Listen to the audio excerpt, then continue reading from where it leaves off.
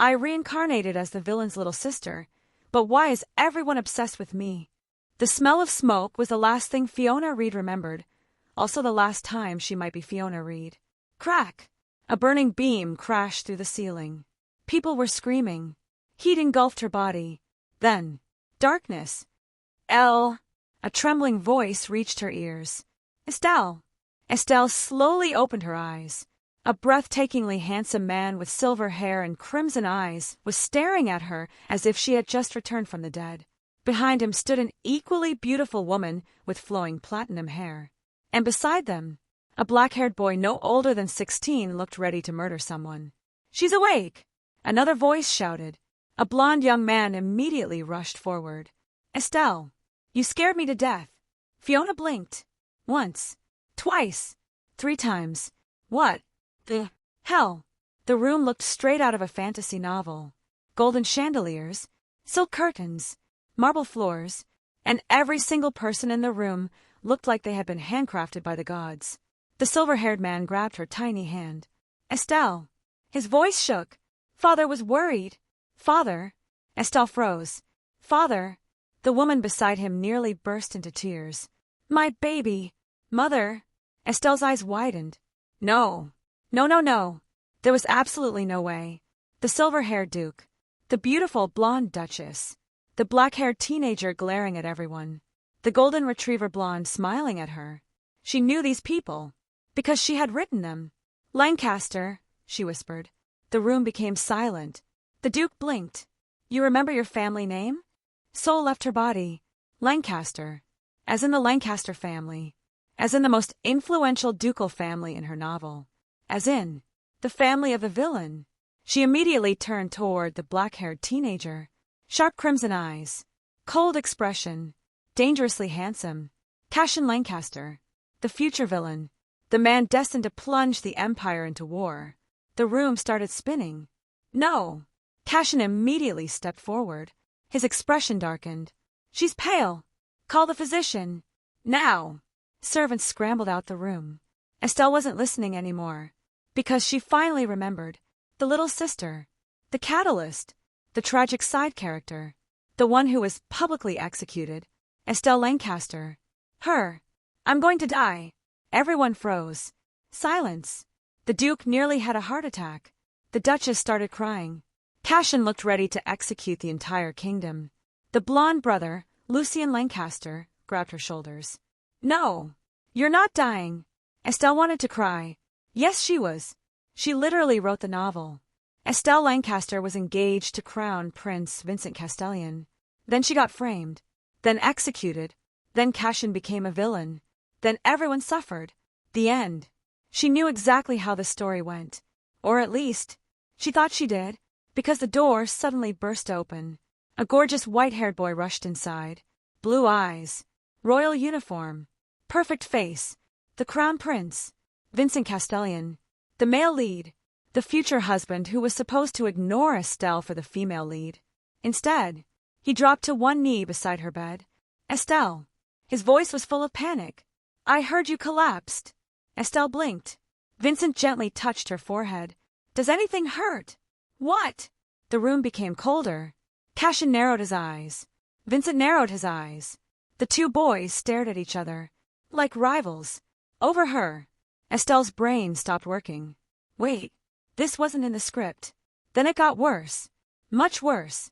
The next day, Theodore Sinclair, son of the Archduke, arrived with enough gifts to bankrupt a nation. Then came Reynold Eckhart, the genius mage, the man who hated everyone in the original story. He handed her a magical crystal. For protection. Then Raphael Ashford arrived. With flowers, and jewelry, and enough sweets to give an army diabetes. Estelle stared at the mountain of gifts. Why?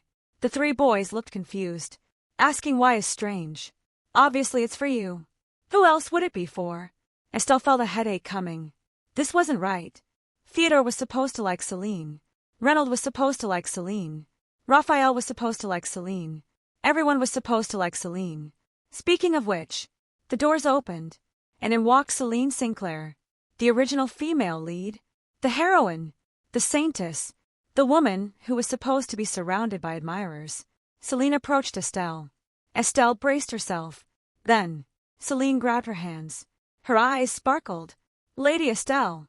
Yes! I think you're the cutest person I've ever seen. Estelle.exe stopped responding. Then another voice echoed through the room. My. A beautiful young woman entered. Long silver hair. Elegant smile. Dangerously sharp eyes. Anastasia. The crown princess. The original villainess. She was supposed to despise everyone. Instead, she immediately sat beside Estelle. Move! Everyone moved. Even the crown prince. Anastasia gently patted Estelle's head. You're adorable. Estelle's soul ascended. What was happening? Then the final boss appeared. Her Majesty the Empress. His Majesty the Emperor. The imperial couple entered. Every noble immediately bowed. The Emperor walked straight past everyone. The Empress ignored all etiquette. They both stopped before Estelle. The Emperor smiled. Would you like the Western Palace? The Empress nodded. It's prettier. Estelle blinked. What? We can give it to you.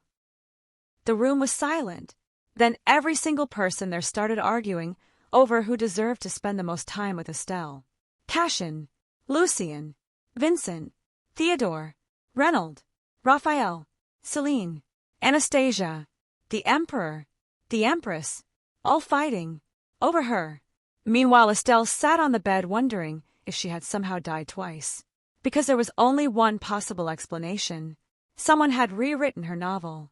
And whatever monster had done it, had turned every single character into an Estelle Lancaster fanatic. Oh no! Estelle slowly covered her face. I'm trapped in a reverse harem. The arguing stopped. Everyone looked at her. Then simultaneously. What's wrong with that? Estelle screamed. To be continued. The next morning, Estelle woke up with a single goal. Survive. That was it. No romance. No drama. No execution. Just survive. Simple. Unfortunately, the universe seemed determined to make that impossible. The moment she opened her bedroom door. Good morning. Cassian was standing outside, waiting. Like a guard dog. A very handsome and terrifying guard dog. Estelle jumped. Cassian. You slept for 8 hours and 32 minutes. You counted. Of course. That was not a normal answer. Not even remotely. Before Estelle could respond, another voice interrupted. Move! Cassian's expression darkened. Lucien appeared carrying a tray of desserts. A mountain of desserts. Breakfast. Cake isn't breakfast. It is if Estelle likes it. It isn't. It is. It isn't. It is. The brothers glared at each other. Meanwhile, Estelle slowly backed away. Something was wrong with this family. Very wrong. After somehow surviving breakfast, Estelle escaped into the mansion library. At least there she could think. Or so she thought. The moment she opened a random history book, a folded letter fell out. She blinked, then opened it. Dear Lady Estelle, I hope your health has improved. Should anyone trouble you, I can erase them. Respectfully, Reynold Eckhart. Estelle stared, then looked at the next letter. Lady Estelle, I saw a puppy today, and it reminded me of you. Theodore Sinclair. What? She grabbed another. Lady Estelle, please ignore Theodore. He has terrible taste. Raphael Ashford. Estelle slammed the book shut. Why were there letters hidden inside library books? Why were they arguing through literature? Lady Estelle. Estelle nearly screamed. Celine came running down the hallway. The original heroine looked genuinely delighted to see her. Would you like to have tea with me? Estelle hesitated. This was good. Very good. If she remembered correctly, Celine was kind. Maybe she could finally get answers. The two girls sat in the garden. Birds chirped.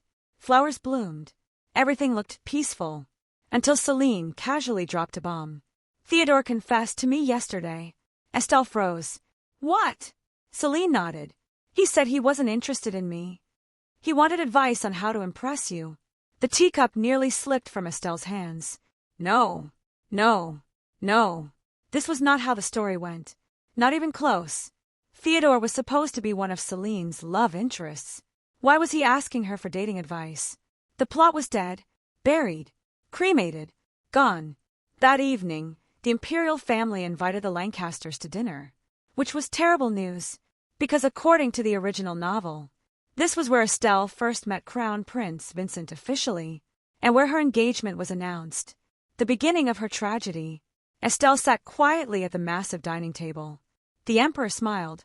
The Empress smiled. Vincent smiled. Even Anastasia smiled. The smiles were making her nervous. Very nervous. So, the Emperor folded his hands. About the engagement. Estelle's soul left her body.